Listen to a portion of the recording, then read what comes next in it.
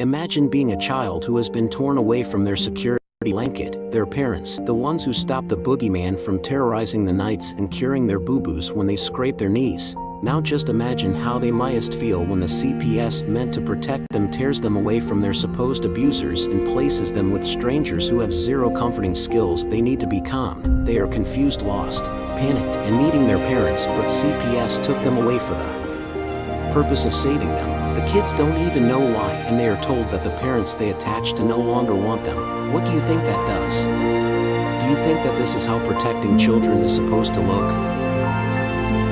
Abolish CPS.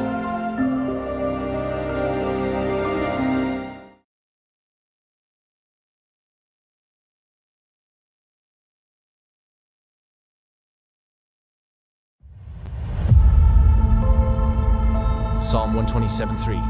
Children are a heritage from the Lord, offspring a reward from Him. This suggests children are a precious gift from God to be valued and cared for.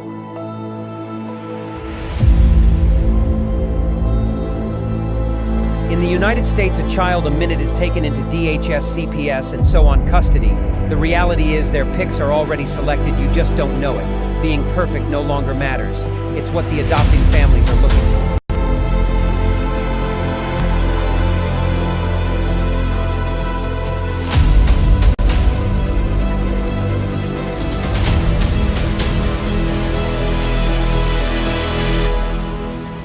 Who is it stealing the children, you ask?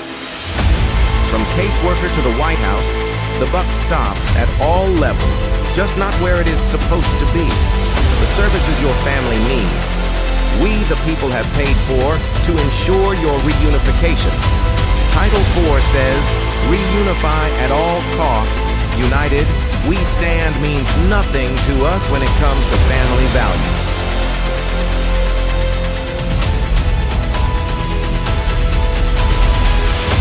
Children are being ripped away from their families. Parents are reverting to addictive behaviors to cover the pain. The trauma caused by child removal is just being recognized, and the results are atrocious. Termination of parental rights is not healthy for anyone, just profitable for the people enforcing the line.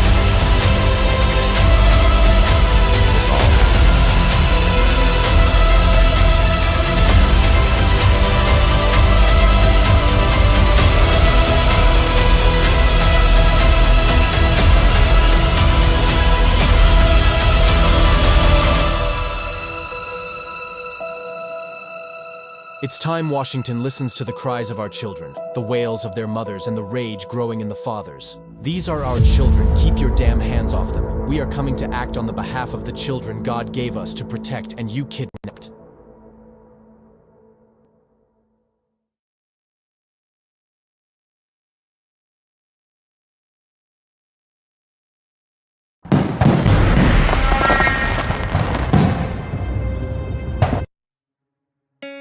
In the United States, CPS makes upwards of $3 billion per day on trafficking and selling our children. The corruption may start with the caseworker, but goes through the judicial system, passing the governor through the Senate and into the White House. The entire system has a hand in the business known as CPS.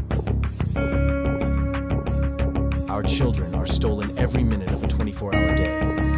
They are being robbed of their innocence, their trust, their happiness. As parents, we are isolated and betrayed by a government we trust. States are balancing budgets on kids' lives. Only 12% of the kids taken will be reunified. Title IV funding is being riveted with fraud.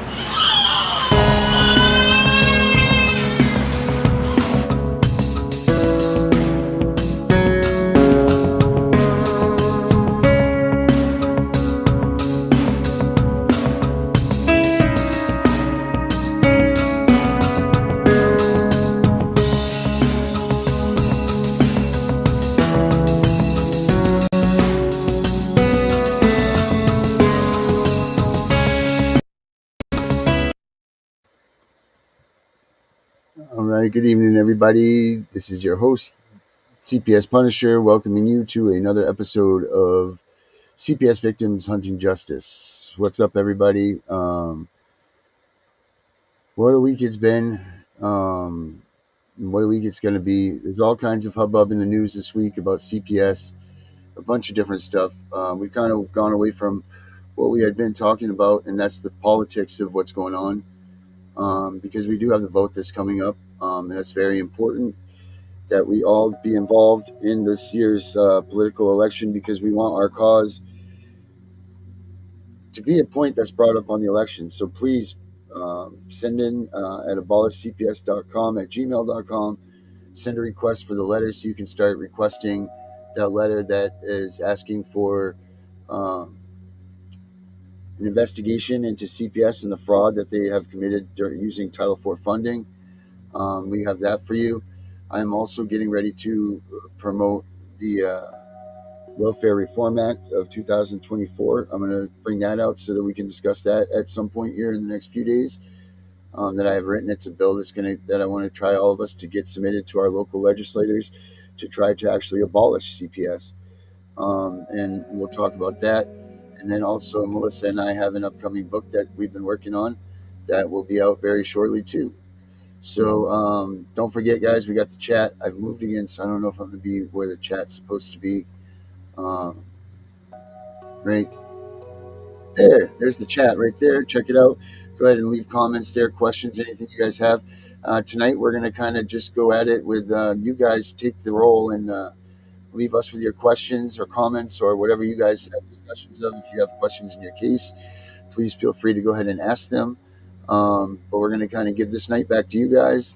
As far as the topics go, we're going to run over some current events, things of that. If you see this show, please like and share it with your neighbors, share it with your friends. And we have a couple other guests that may be popping by. But let's bring out Melissa, see what Melissa has to say. Melissa, how are you doing? I'm good. How are you doing?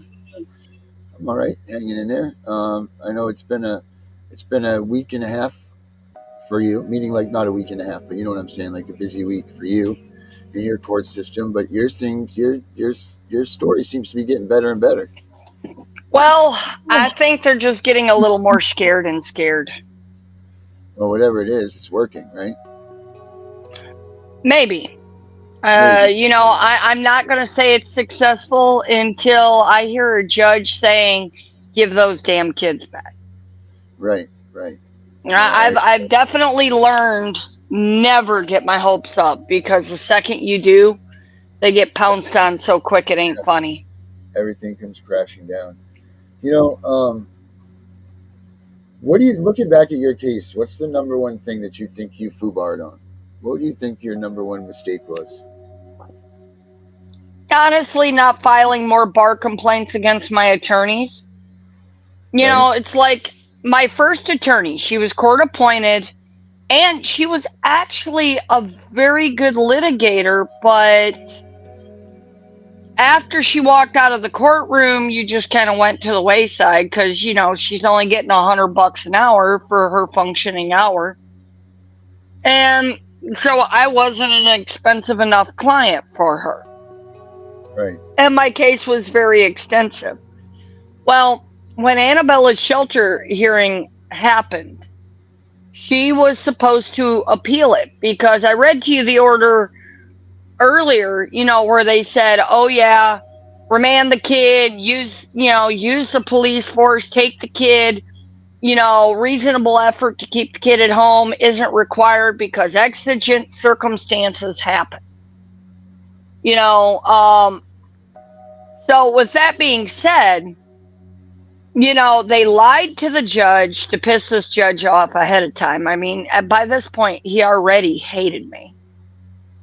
And when we got in there, and I specifically remember each part of the testimony, when we got in there, the director literally said everyone was approved, there was nothing wrong, we completed our parenting class, we've never failed a drug test, the child was thriving and doing well, the house was clean, all things were there and provided for. I mean, like, it was, decent. And I thought for sure that my kids were coming home. And the judge even said, wait a minute, I'm not going to return just kid. He says, if it's good enough for one kid, I'm going to return them all. So, of course, at first I'm like, hell yeah, all the kids are coming home. Right. And then he made a ruling to give them all to the department. But, so I had 2 attorneys there representing me, 1 attorney there representing JR, the father. I had 3 attorneys there, and the only one to speak was the court-appointed attorney. And she litigated. I mean, they're approved, was approved. It was as far as outside the attorneys and she's Melissa. We won argument. Yeah.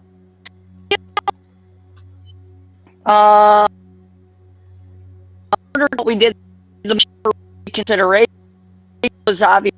And then she went on vacation. And she filed her. She just didn't. I mean, no. It seems like that we get a lot of that. These court-appointed attorneys aren't here to help us. They really aren't. And you're absolutely right. When they come into the courtroom or they come into an argument, it seems like for a moment that they might be wanting to help you or they're there to benefit you. But then we fastly discover, as soon as we leave that courtroom with these court-appointed attorneys, we're put back on the bottom of the pile, and we'll see you guys again in another couple of weeks or months or years in some cases, right? So, I mean, that part really brings you down because, there's nothing worse than being separated from your kid, and you just want this thing to go and go and go and just get on with it and get your kids home.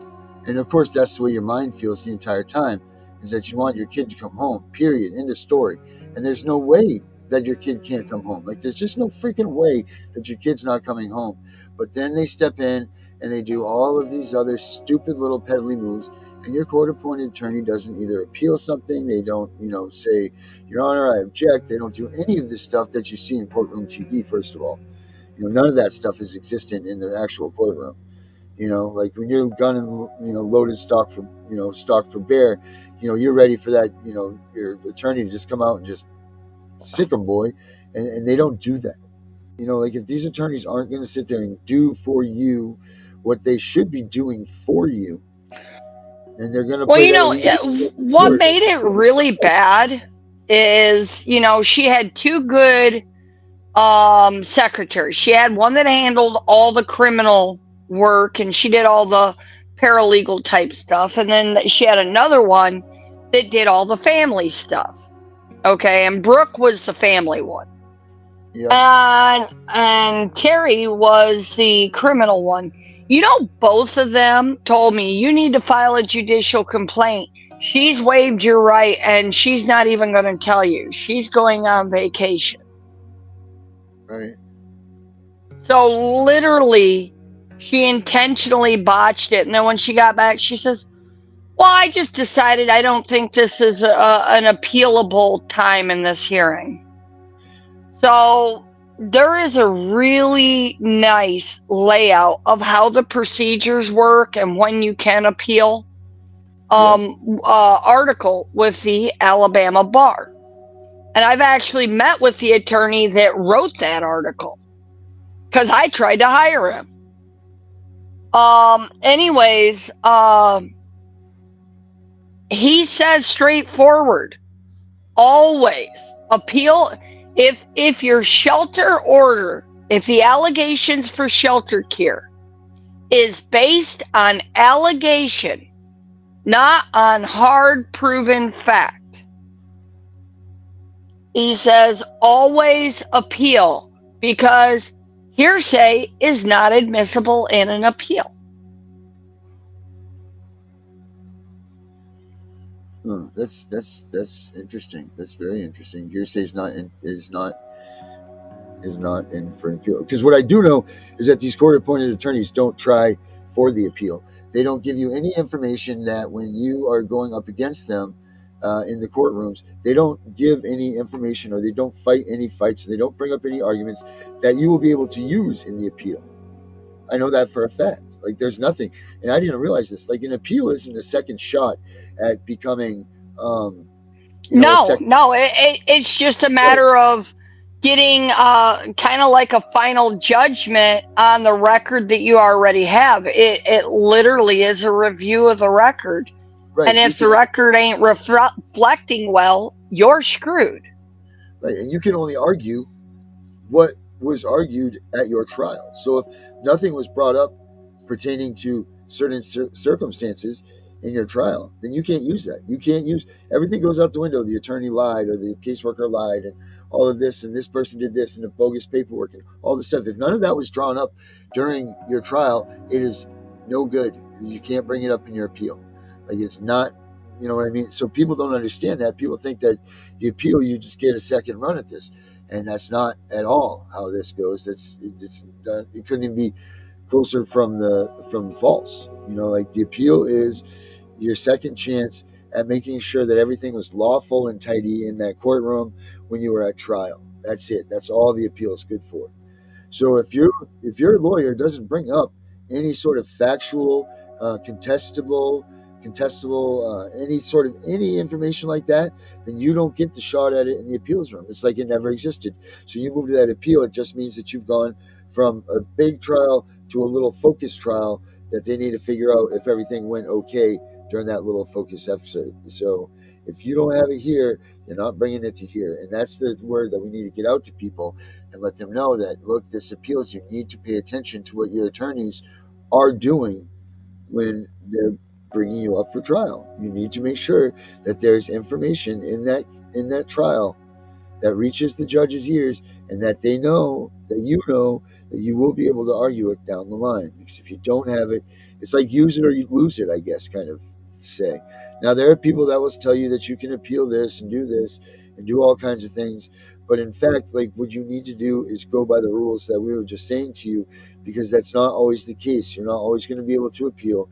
You're not always going to be able to just walk in the courtroom and say what you want to say. And if you do those things, they'll do something called the frivolous lawsuit or a frivolous action. And they will actually stop you from ever being able to make a motion or make any sort of movement on your case. I mean, that's right. That's what happens there. So, I mean, all of these things, are just things that people need to pay attention to. They need to remember that this is what's going on.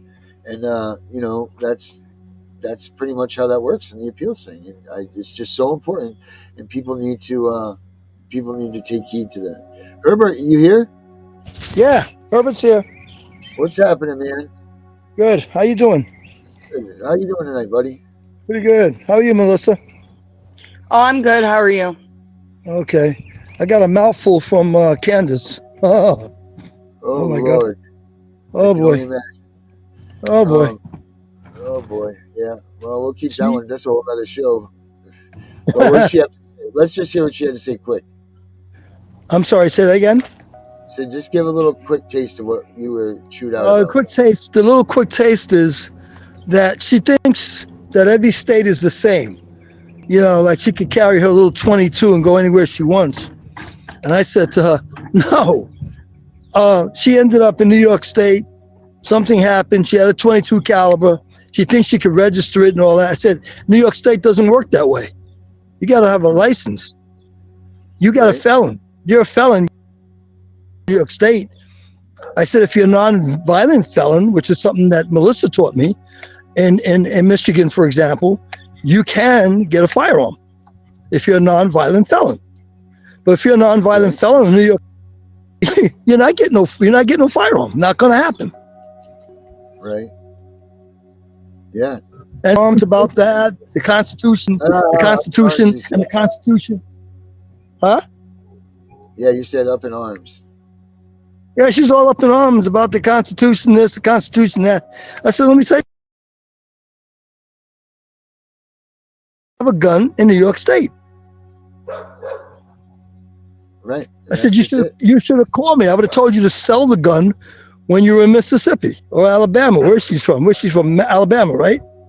Yeah, Alabama. I said, I would told her sell the gun in Alabama and then go to your sister's house in New York State. Yeah, that's crazy. That's just that's just the skinny on it. There's more. Yeah. There's more to the story, but I just gave you a little taste. Yeah. What else you got going on, Herbert? You got any more phone calls out there?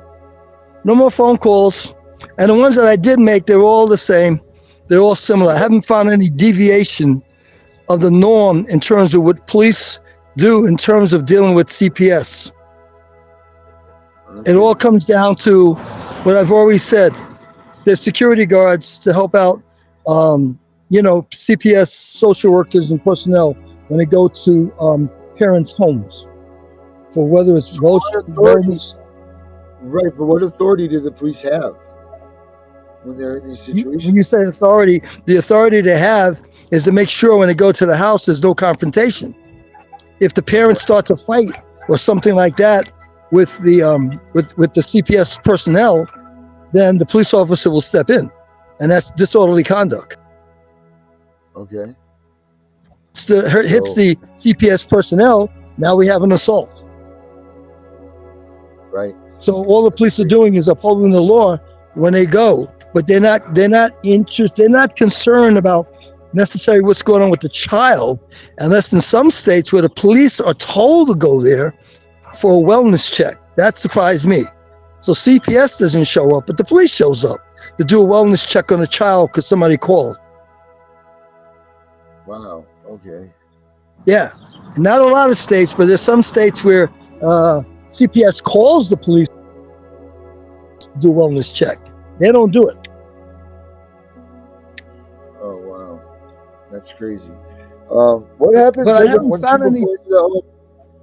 What I haven't happens found when they any. go into the home? So the police go into the home.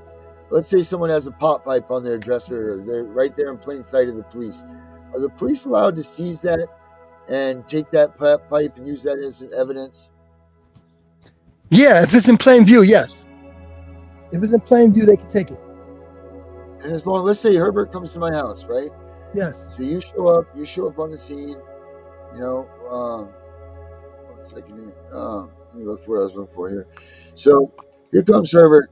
He shows up on the scene. He's coming in to say, hey, look, we got some problems.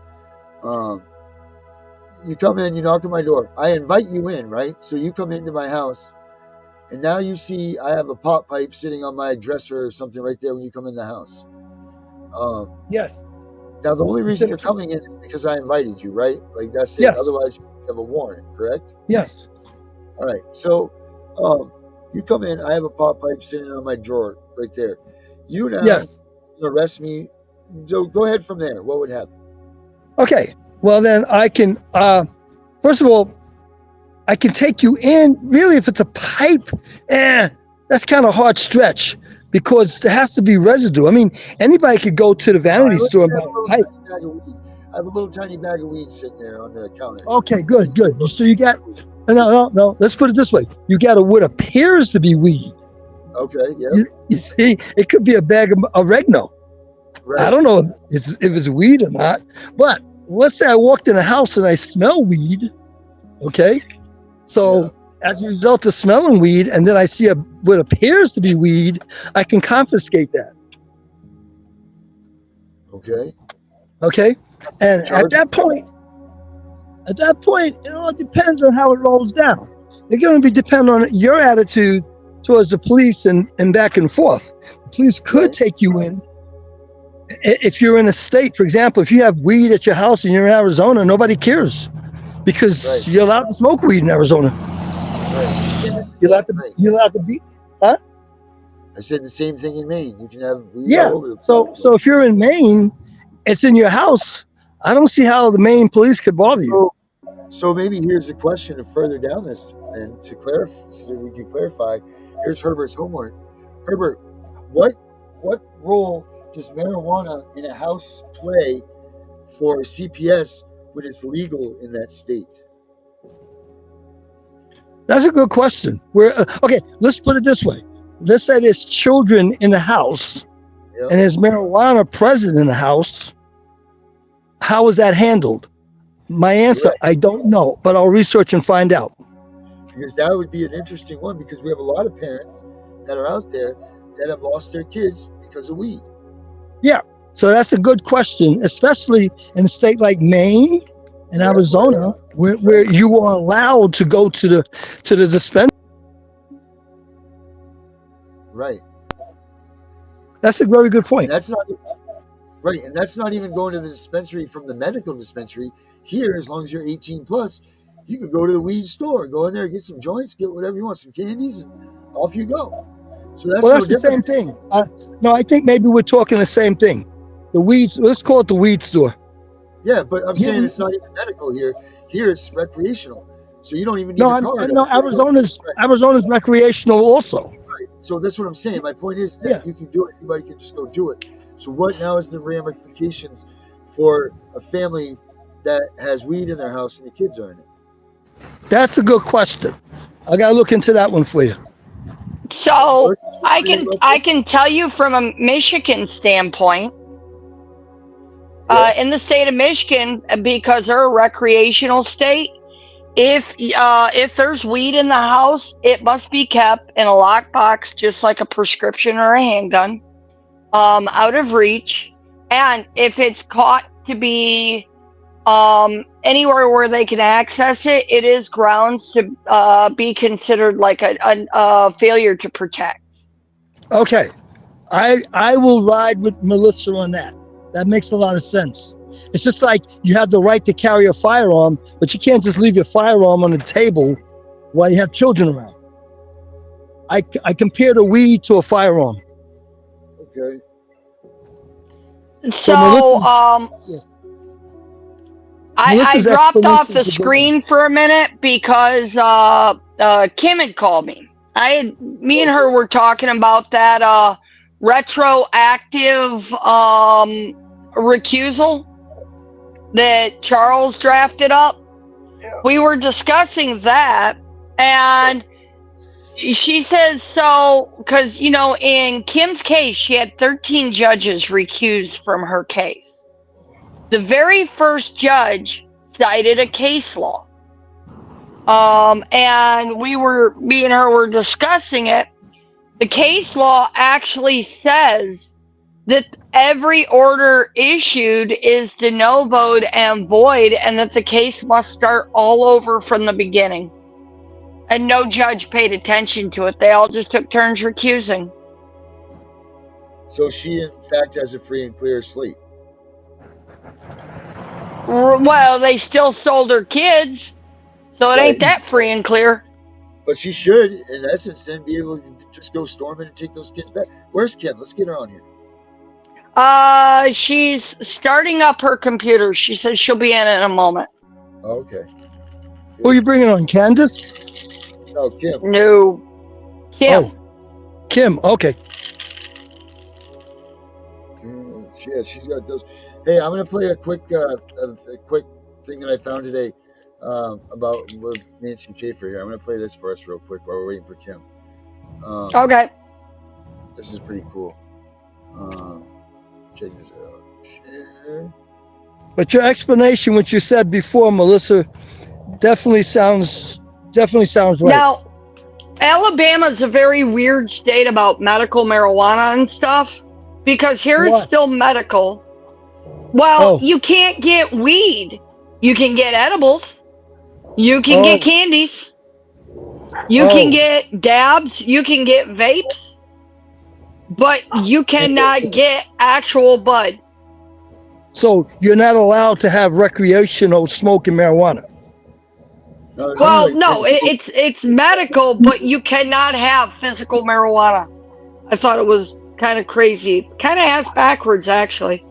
No. What I'm saying, if you want to buy medical marijuana and make a blunt or whatever, you can't do that in Alabama. No, there is no physical plant weed in the state. Everything is based off synthetic THC, from companies. They don't want people growing it. Okay. They don't want it farmed in the state. Yeah, see, in Maine, you can have a certain amount of plants in each form. Each from seedling to flowering to budding. You're allowed to have. Yeah, but anything over 99 plants is still federal. Even in the states that are, yours is recreational, right? It's still federal if you have more than 99 plants, juvenile or above.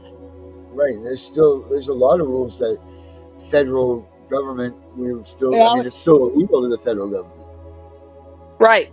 So that's the whole thing there. You know what I mean? So that just there's obviously a lot of things, but I was just really curious about like how does this work for CPS now?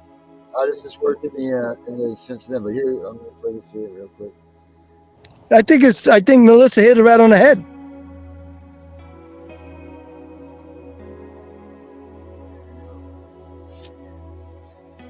Well, my name is Nancy Schaefer, and I'm from the state of Georgia in the United States. And thank you for your gracious invitation. Hey, to Darren. join you tonight, and thanks your to internet all of you sucks. who have made Not me. this That's not me. incredible World Congress of Families number 5 in Amsterdam. It's a privilege for me to join you tonight and to be with you in some pro-family policy here. I will share with you on the unlimited power of Child Protective Services. I served in the Georgia State Senate, and after 4 years of viewing the ruthless and unsparing actions of Child Protective Services, also called CPS, which I will use tonight, I wrote a scathing report entitled "The Corrupt Business of Child Protective Services." Thank you. The report cost me my Senate seat. Here's some copies of the report, if you'd like to get one. However, there are causes worth losing over, and this is one. I'm going to talk some of the problems and then some realistic, maybe, solutions for families and children, and maybe look to some steps that we can take. This is not to say that there are not those children in wretched situations who need to be removed. There are, and we all agree. But tonight, I'm talking about those children removed from their homes intentionally for profit. Children are seized unnecessarily from their families due to the federal aid created in 1974 entitled the Adoption and Safe Families Act. Right. It offers financial incentives to the states that increase adoption numbers. To receive the adoption incentives or bonuses, local CPS must have more children. They must have more merchandise to sell. Is available when a child is placed in a foster home with strangers or placed in a mental health facility and medicated, usually against the parents' wishes.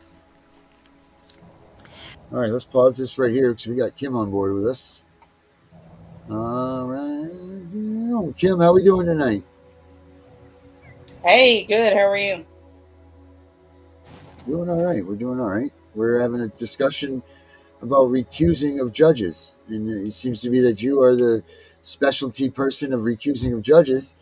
Why don't you go ahead and She's the one that just So, got lucky to piss off one and have 12 others get scared. right. So she's 13 and 0, right? Well, yep. I had 12 total recuse or disqualify for my case. Yes. Hey, Wow. Darren, the first one jumped Yes. off the bench and chased her down the hallway. And he really did Yes, too, that didn't was hilarious. He did. He did. He got he? But at the moment, he got it mad wasn't. because do what? At that moment, it had to have not been. It must have been pretty scary. It must be funny after the fact, but No. in that moment when the judge No, really it was comes after you, hilarious. Even in the moment. was it really? Even in the Oh, wow. moment, it was so funny. It was hilarious. So what had happened was the attorney that was representing CPS, I had found out that so when you have a license to practice law, you are either issued a license to practice in the private sector or in the public sector. If you practice in the public, that means that you can represent John Q. Public. If you practice in the private sector, that means that you can represent the government or a government agency. So, the attorney for CPS is in Alabama. They are assistant attorney general, and that means that the public.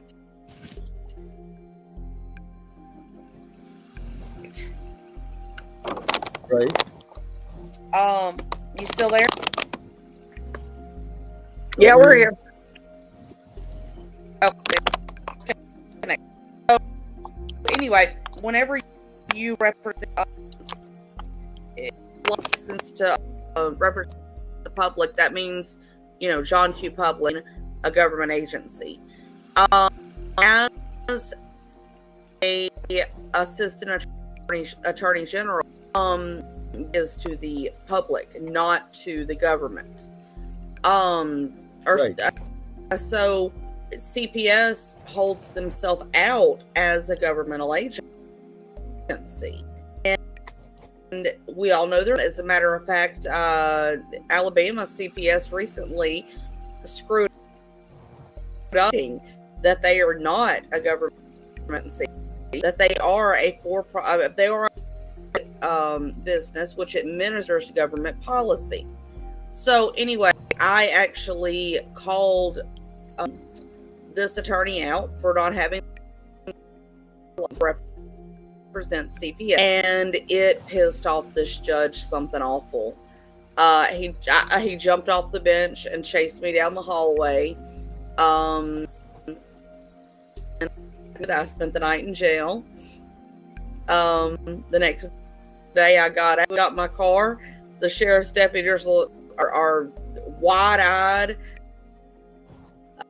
I'm back on, and it was quite funny. It was quite fun, but I laughed the entire. That's funny show. That judge literally chased you off the bench. Chased me off. What? As you could chase somebody on crutches, I had broke my and I was on crutches. So, but yeah, he literally came off the bench and chased me down the hall. Yep. So it was actually just a couple of weeks after this incident that he ended up recusing. And now that I'm telling this story again and thinking about this, because this was a little while ago, it actually makes sense why he recused at this point, because that act actually showed bias. So he recused because he had just shown bias in my case. Yeah,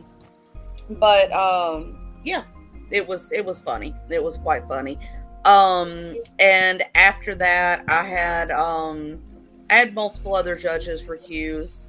They all get scared when you start showing them that they screwed up. you start pointing it out, you start making it obvious and putting it into writing, then they start going, oh boy, we're not doing this, bye.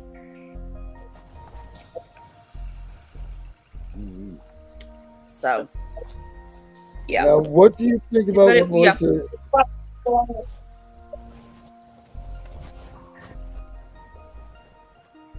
Okay, so what do you think about talking about the recusal, but using it in the past tense? So, like being able to recuse a judge from previous rulings or situations.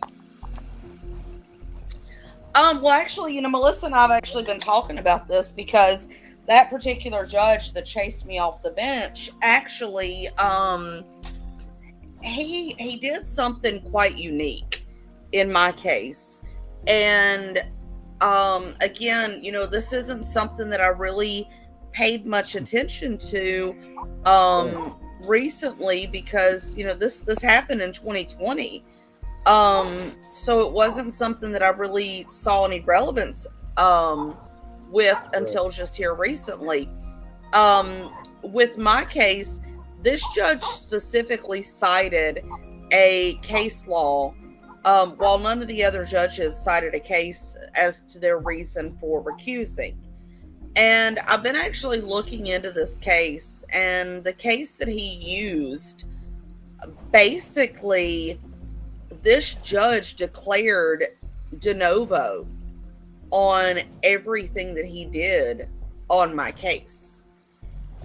And he basically was telling the next judge who got the case that the case had to be completely reheard. And nobody did it. Nobody attempted to even restart the case in any way. So, for those of you who don't know, de novo is Latin for do-over, basically. It means start anew. And what that means is for whatever's being declared a de novo, whether it is a specific hearing or it's the case in its entirety, it has to go back to the day before the de novo was declared. So let's say that you go to court today for a traffic ticket and you're found guilty of speeding. And then tomorrow the judge declares de novo. Well, that ticket, we have to go back to yesterday. We have to go back to... Before we go further, though, what's de novo for everybody that's listening? De novo basically means do anew. Okay. Do over. Okay. Now, see, in my case, I have a partial de novo. My de novo only covers one hearing. So essentially, it's a mistrial due to no record. Where a full de novo is a mistrial of the entire case. Okay. With a start fresh. All right. Okay. I'm sorry. So go ahead. It's almost like if the case is completely void, and we're pretending like we're at the very, very, very beginning. So. In the case that this judge that chased me off the bench that he cited, he cited this case, and I started doing some research on it the other day and came across some information that shows that what he did in citing this case was he told the next judge, this is a de novo. You have to redo everything from the very beginning, from the very first petition that CPS filed to take my children. You have to reevaluate that as if it was just filed. And nobody did that. So because that wasn't done, I have the ability to go in and potentially get the entire case thrown out and start over as if my children were just taken yesterday. It's gonna be a process. Likely, what I'm gonna have to do is, the judge who terminated my rights, I'm gonna have to file with them to have the case ruled as a de novo. I'm going to have to provide this judge's recusal with the citation, with the explanation, how this applies, how that case applies to my case. I'm going to have to show the law where the de novo is applicable. And I'm going to have to ask this judge to completely de novo what I'll do is not necessarily, I'm not going to ask for de novo for the entire hearing, or the entire case, but for the initial petition for removal. If the initial petition for removal is de novoed, anything that happened after that is void. And I'm gonna ask for it in that way because I'm going to ask for it in that way because if I ask for the initial petition for removal to be de novoed and it ends up being denied and I take it to the appeals court and it's still denied and I take it to the Supreme Court and then the U.S. Supreme Court and it's still denied, I still have several other hearings that I can petition to de novo them as well. So if I do it as just de novo the entire case, it's a one shot and done. If it's done, I'm over. It's over. There's more I can do, other than appeal it to the higher courts. But if I try to do it with each individual hearing or each individual ruling that the judge made, then it's a different situation. So I will be able to have multiple shots added on this. That's awesome. Now, does de novo, when you're pulling this stuff up with the recusal stuff, does this give you an instance to get yourself back into the appeals court? And you've already been denied appeals. Actually, no. No. Actually, it puts. Right, understood. But is this considered like a new argument? Would you be able to argue like a new argument, like a Rule 60 or something like that with this? Say, oh, my judge didn't do this, they didn't accuse, or... how do you get this Well, I'm just the first thing I'm going to do. Actually, I would kind of think that the arguments of the case law may have to be brought forth under a Rule 60 because it's new evidence not originally known. Well, see, because it was originally known. It was originally known, but it was disregarded by the court. So the way I'll have to bring it in like is they just didn't bother to read their homework. Right. So what I'm going to have to do is I'm going to have to bring it in as a void judgment due to due process violation. Okay. Because it's not that there wasn't, it's not that it was evidence that we didn't know at the time. It's that the judges did not do their homework. Like Melissa just said, they did not do their homework. And since the judges did not do what they were supposed to do, if a judge doesn't do their job, then they are violating your due process rights. So I'm going to have to bring it in as such a way that it is a void judgment based on violations of due process. You might try it as a constitutional challenge at the circuit court of the district court's violations. Yeah, that's a possibility. That's a possibility to do that. I think that maybe you challenge it as a void judgment first and then go in with the constitutional challenge, because the constitutional challenge, if the constitutional challenge is not down, then the void judgment is something that I don't have the opportunity to do again. But if I do the void judgment, I still have the opportunity to do the constitutional challenge.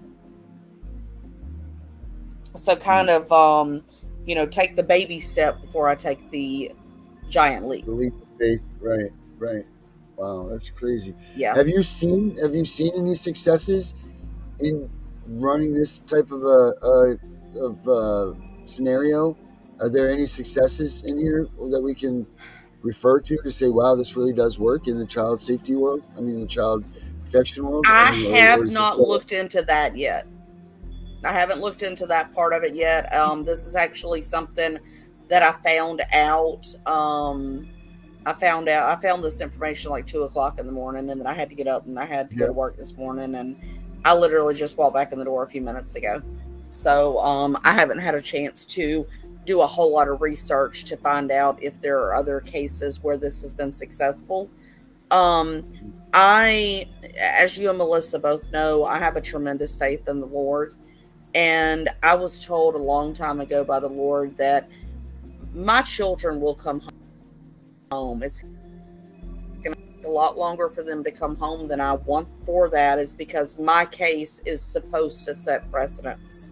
It's supposed to be a case that ends up, there's supposed to be something that happens in it that nobody else has ever done, nobody else has ever thought about, and it ends up setting a massive precedent. And I think that this is probably what it is. Nice. Well, honestly, Kim, my case and your case and Chris's case are so screwed up between the three of us. We should be able, the three cases, we should be able to take down most of Alabama DHR. Yes, you are right. You absolutely. We should be able to take down Alabama DHR with what we have for just these three cases. I mean, we're talking what? Hold on one second. To answer Carrie's question, yes, you can sue workers in the U.S. District Court under a 1983 action in their personal capacities. Suing a judge, well, you got a better chance of winning the lottery most times. Suing lawyers, as long as you're not arguing malpractice and you're actually going for conspiracy or violation of due process, those are pretty easily upheld. In my case, we just filed yesterday. We filed arguments under a 42 USC 1985, and we filed under a 1983. So we're going under conspiracy and due process violations.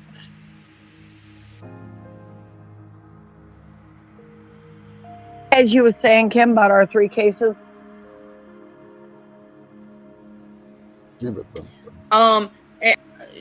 Due process, just so we can make sure everybody understands that caseworkers don't violate due process. Attorneys don't violate due process. Judges violate due process. The reason that judges violate due process is because they are the ones that take an oath to uphold the Constitution. The caseworkers do not. The lawyers do not. Only judges take an oath to uphold the Constitution. Lawyers take an oath to act within the confines of the law in their representation of their clients. Caseworkers, honestly, they don't have any kind of legal oath at all. But because they are acting as an administrative agency for government policy, that's when you're able to use violations under color of law, which is a similar concept to due process violations, but also a completely different concept. So due process is only violated by the court system, the court clerk, the judge, the bailiffs. That's who can violate your due process rights. Or, like in my case, I was digging through the records in my case earlier today, and I had found my proofs of service.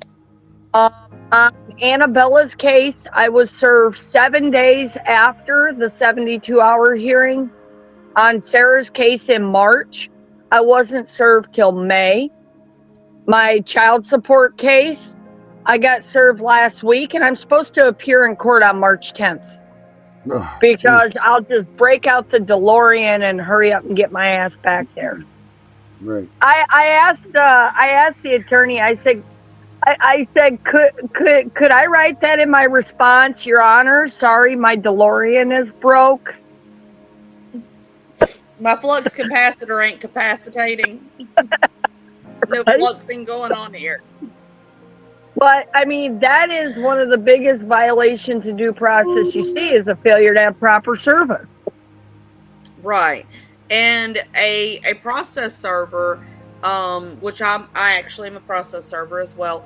A process server, if the process server is serving on behalf of the court, then they can violate your due process rights as well.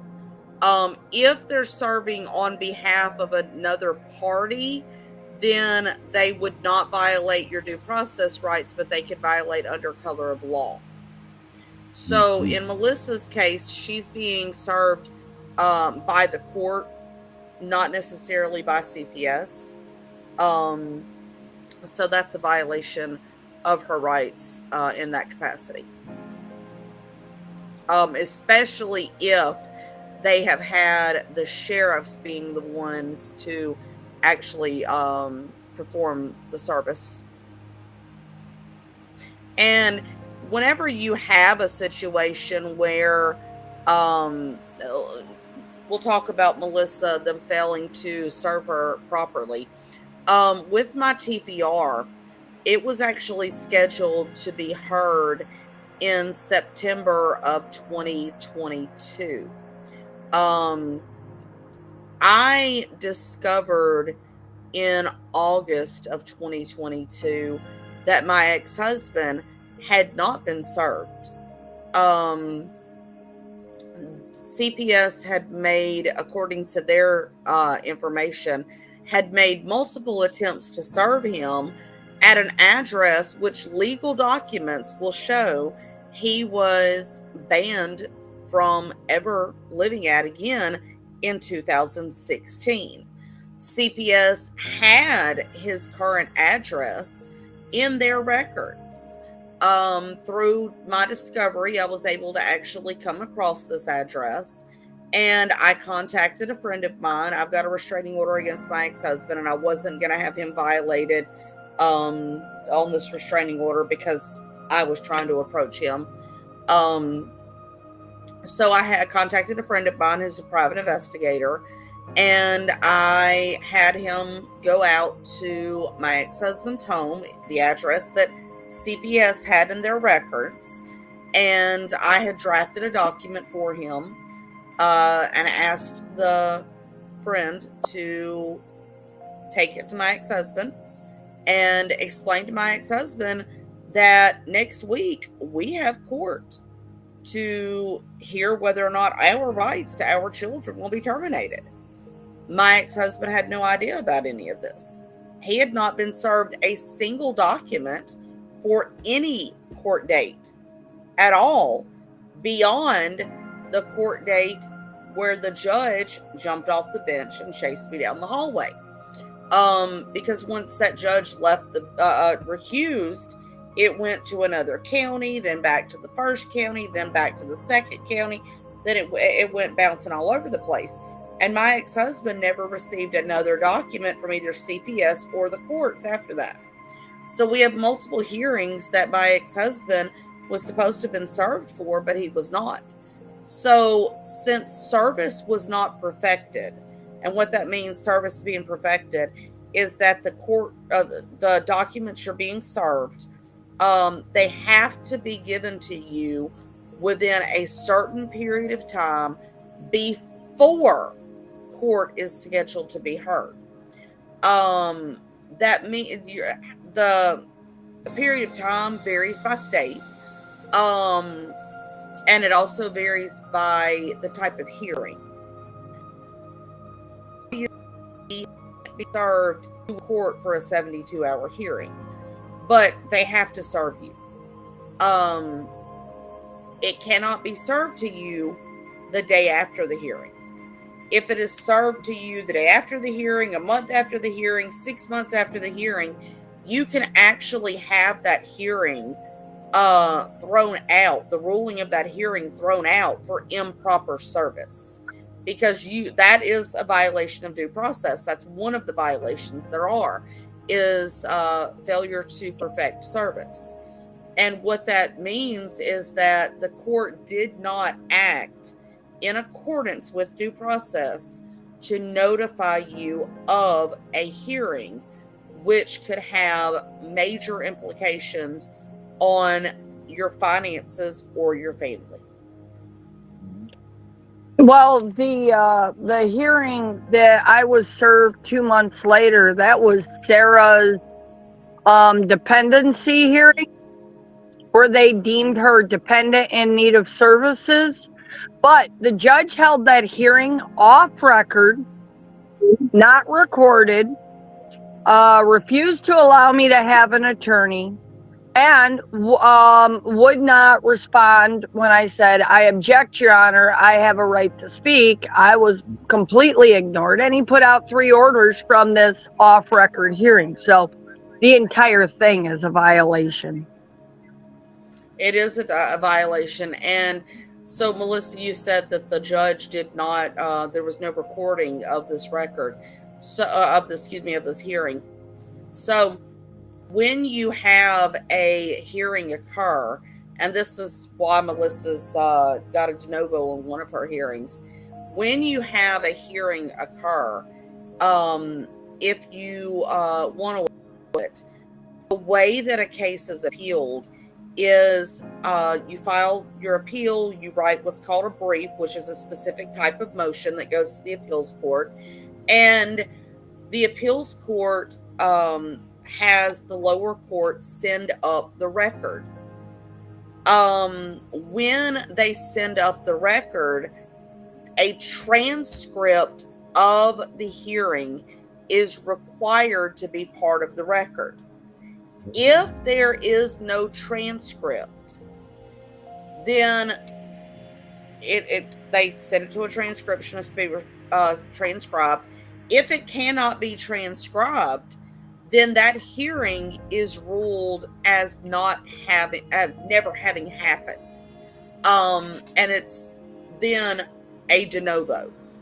But you have to request a de novo. It's not automatic. It's something that you have to file a de novo. So if you try to get the transcript from a hearing, and they say that the My audio judge was filed de corrupted, novo on himself.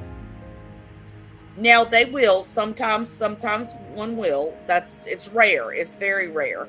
And in my case, the case that the judge used to recuse himself, after having looked it up, he basically did the same thing. He filed de novo on himself. Just nobody paid any attention to it. So basically, if you try to get a record and there is none, then you move for a de novo. You move for a do-over. In law, one of the most basic things that they teach law students is, if it's not in writing, it did not happen. And that's why one of the biggest things that I try to stress with parents when I'm helping them is to do a parental court report. Your attorney, often, almost every single attorney that I've ever seen, whether it's a hired attorney or a court-appointed attorney, they will not write anything. They will not file any actual paperwork in the court. They just want to show up and speak. And the problem with that is, if you don't put something in writing, you're never going to see it. The appeals court is never going to know that you had a valid argument against it. And if you don't put within a certain period of time, lose the legal ability to do anything about that. So let's say that you're accused of beating your child. CPS puts in their petition for removal that mom punched the kid in the face 12 times. And this never happened. You tell your attorney, that never happened. My kid doesn't have a black eye, bruised, bloody face. My child looks absolutely fine. If I punched my kid in the face 12 times, then wouldn't they look like hell? Well, the attorney should immediately say, okay, here is the paper that CPS filed. This is what they're accusing you of. I need you to write out your version of events on here. I need you to tell me what's true, what's not true. and they are supposed to write up what's called an answer, and it's supposed to be filed in the court. But they won't do this because it takes time away from their paying cases. So what I show parents how to do a lot of times is a parental court report. And what that is since most courts will not allow parents to file motions when they have an attorney of record, but courts will allow parents to file a court report. So the court report is their version of everything that has happened since the last hearing. So you can talk about the initial petition for removal says I did A, B, C, D, E, and F. And that's not true. And here's the proof. Here's the proof I didn't do this. Here's the proof I didn't do that. That way, your voice can be heard, because Brenda, you're right. They a lot of times do not let you object. Unless you understand procedure in a courtroom, the judge is not going to let you object. But if you get it in writing, you file it to the court record, it doesn't matter if they let you object, because it's on the record. And when you take it to the appeals court's going to see your arguments there. Where do you file? While you were made to shut up in court. Do what? How do you file for the court report? The parental court report, there's not a prefab document that the court has. The parental court report is actually one that a mentor of mine and I developed a couple of years back. Okay. And we will adapt it as needed per state and get it to the parents so that they can use it. What we have so far is we have one developed for North Carolina and Alabama and Tennessee. Those are the three main ones, because those are the three main states that she and I have worked in. So we will adapt it to reflect another state if another parent needs it from another state. So what I'm saying is, so if you want to see this, how would you obtain a court report? It's not something that you see, Darren. It's something that you fill out. It's like a clarification of the record. So it's like your own little sheet of yada yada yada. Yeah, it's your diary to the judge of facts. Gotcha. All right. Essentially, it's your version of events. I've heard other advocates that like to use sovereign law talk about doing a affidavit of facts. Yeah. And it can kind of work a little bit the same way as an affidavit of truth, excuse me. It can kind of mimic a little bit on the way that looks, and the way that they try to intend for that to be. But it's a bit different, because with the parental court report, you don't put any case law in there. You don't put any statutory law in there. It is literally on XYZ day this happened. On XYZ day that happened. CPS said I did XYZ. That's not what happened. This happened. But you're also able to attach copies of your evidence, so that when the judge won't allow you to admit it into evidence, it's attached via this court report. So when CPS, whenever you go to court, the CPS worker will do a CPS court report. And it is them getting their lies on the record. So you need to make sure that you get your stuff on the record, because if you don't get it on there, if you don't respond to the things that they're saying about you in these court documents, then you're stipulating to the facts. That means you're essentially saying, yep, everything that they're saying is true. It's true. Yep. It's basically, if you don't deny it, you're admitting it. Correct. And you know what? There seems like there's a lot of this. We need to get you back here. I don't know what you're doing tomorrow night, if you're available, or if you want to come in next week. But it seems like we have totally a bunch more that we could discuss on this matter. But we are way over our time at this point. if you're cool with that, that would be cool. We'll talk Yeah, about definitely. it. All right. Hey, Melissa, last thoughts for tonight?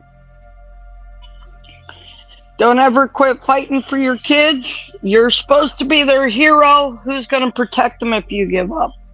All right. Kim, your last words for tonight. It's always darkest before the dawn. I know that sounds like a cliche, I really but like I've seen it so many times. Melissa's mentioned several times on the show. Chris, he's my friend that killed himself back in October because CPS killed his kids. Kidnapped his kids, Right. and that was a very, very dark chapter for me, and it was difficult. It was very difficult, but in healing from that darkness, I've seen that there's light. There's a lot of light at the end of the tunnel. Don't give up. Just take it minute by minute. Take it hour by hour. Don't give up. There is light at the end of the tunnel if you just continue to push forward. Hey, at least I found a tunnel. No, That's good. That's great. for me, you dug a tunnel. Herbert, last words, buddy. Yeah, just make sure that the tunnel that you see is not no train coming towards you. That would be my luck, Herbert. Yeah. So my last words is just don't let the police in unless they have a warrant. That's right. You know, because you open up yourself to a whole can of worms once they're in the house. Anything illegal in plain view, they can hold you to. Yep. That's right. Keep Just it out of because a sight. cop is knocking at your door does not mean you have to open it. Not unless they have a warrant. That's correct. No, you Make can them- open your door. You can open your door, and they're gonna say, "Can we come in?" You say I no. wouldn't know. You say, I wouldn't open it. No, you don't have to open it. I'm You saying don't. you don't have to. No, you don't have to open it. But I'm just saying, if you do open it, they have to invite themselves. Can we come in? You say no. That's it. Yep. You see, that's it. Because if they force themselves in, that's just like doing a traffic stop, and they say, "Can I search your car?" And you say, "No. What reasons you have to search my car?" And they say, "Well, just get out the car. We're going to search it anyway." That's illegal. Yep. Just like if the police come and they're looking for a refrigerator, what they doing in the top dresser drawer looking for a refrigerator? They have a warrant for a refrigerator. So why are they up in your bedroom looking in your top dresser drawer? They don't belong there because a refrigerator can't fit there. Well, it might if it's one of those little dorm size ones. Oh That no, never- you should see the new mini fridges. They will hold 6 cans of soda. But can the six? So Oh, they have even But cannot go in smaller a ones. drawer of a dresser. That's not going to go in your dresser drawer. So they yeah, don't belong it in your will. dresser drawer. Yeah, no, it will. They're like Yeah, 1 they foot by 6 inches. Yeah, they're tiny. Warrant has to There's specify. little ones that are the- makeup. The There's little warrant ones that has are to makeup specify the fridges. size. The warrant has to specify what the refrigerator is, the name, model, brand, model, and all the information. So if they say it's one of those that holds a 6-pack, yeah, I disagree with that because the judge ordered a search warrant on my property, and he said everything that I own or that is in my possession that could hold something the size of a 14-year-old kid. He didn't Yes. lay out addresses. He didn't lay out vehicles. Nothing. He said, "Help Yes. yourself. Any force necessary." And he Yes. did not give it a date of use either. Yeah, I get that, Melissa. I get you, but he's not going to be in your kitchen drawer where you got your silverware looking for a kid. He might be in a closet. He might be in different areas where a kid could fit under the sink. A kid could fit under the sink. He could look all up in there, but he's not going to open up your drawer where you keep your stash, where you keep Are your you silverware. kidding? The cops came here and they said, "Hey, Melissa, is Tori here?" I said, "No." I said, "Do you want to come in and search?" They said, "No, we don't want to come in there." They ain't stupid. They know I'm not stupid. Herbert is right. Herbert is absolutely right. I have an attorney that represented my friend Chris. With his situation, they actually criminally charged him with custodial interference. And I got a friend of mine and a criminal attorney in Birmingham to represent Chris. His name is Victor Rebel, at Rebel Law Firm out of Birmingham, Alabama. And I'm telling you, this man is absolutely fantastic. He literally went to jail for one of his clients because the local law enforcement agency was violating his rights. They were issued, a search warrant was issued for the client's person and his vehicle to specifically locate a cell phone. Before the search warrant was executed, the client and Victor and one of his associate attorneys were sitting in the courtroom with the client. The client handed the cell phone to Victor and said, there's information on here that you need for my case. This was a custody case, divorce case. It was a whole big old thing, husband versus wife situation. So what ended up happening was they leave the courthouse, and standing right outside the courthouse, and you can actually look this up, it's all over YouTube. They approached Mr. Rebel and his client and his associate attorney, and they handed Mr. Rebel the search warrant.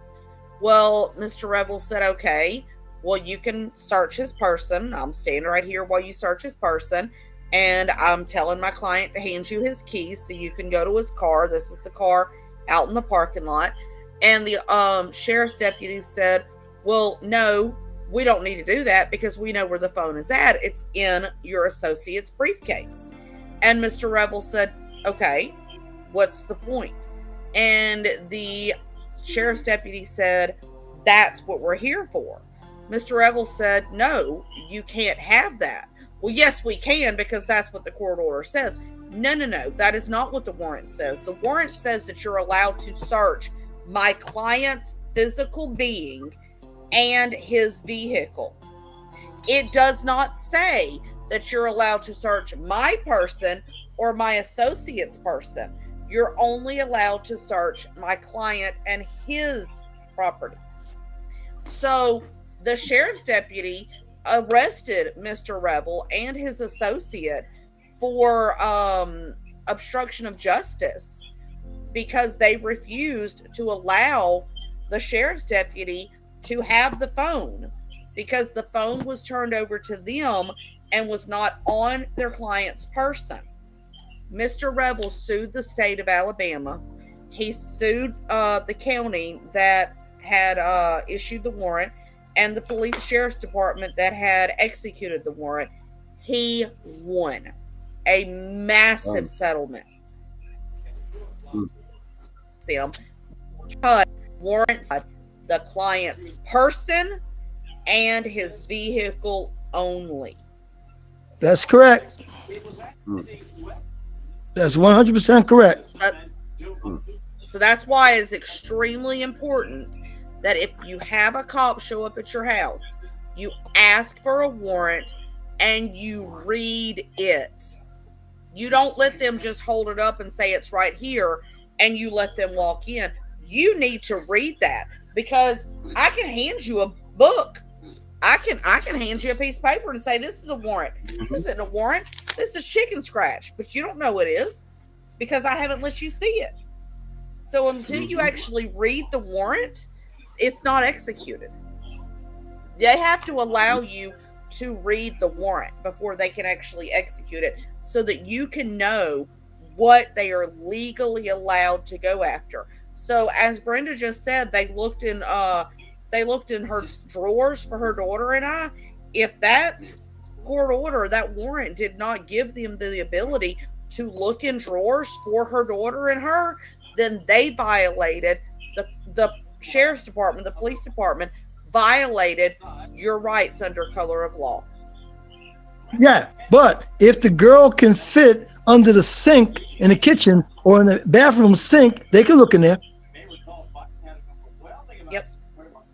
But the girl's not going to be hiding in the refrigerator. That's a good spot. Brenda, if they didn't have a warrant to come into your home and you did not say that they were allowed to come in your home, anything that they obtained from your home is fruit of the poisonous tree. They're not allowed to use anything. That you could have the gun that killed JFK sitting right there with fingerprints all over it, and they can't use that to prove that you're the one that killed JFK.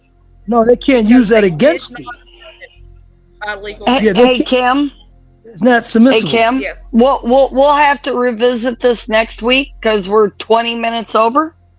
Yeah. Yep. Yeah. All right, guys. Till tomorrow. All right. Thank you guys much for tonight. That was good. All right, guys. Again, if you guys have any questions, comments, or anything like that, please direct them to abolishcps.com@gmail.com. Make sure you check out abolishcps.com. Also, when you go to the YouTube channel, there's also a community in there that you guys should check out where we put updates and things like that. I'm also working on a little hosting site for us. I got a lot of things that are up and coming, plus some new apparel that's being designed. We'll get that out there, maybe doing some contests and things like that to get you guys into some of our apparel. But those things are coming, so bear in there with us. Share this show with your friends. We appreciate every one of you that are watching us daily, helping us out with this. Just keep sharing, keep letting people know, keep everything going on. I'm the CPS Punisher, and I'm out.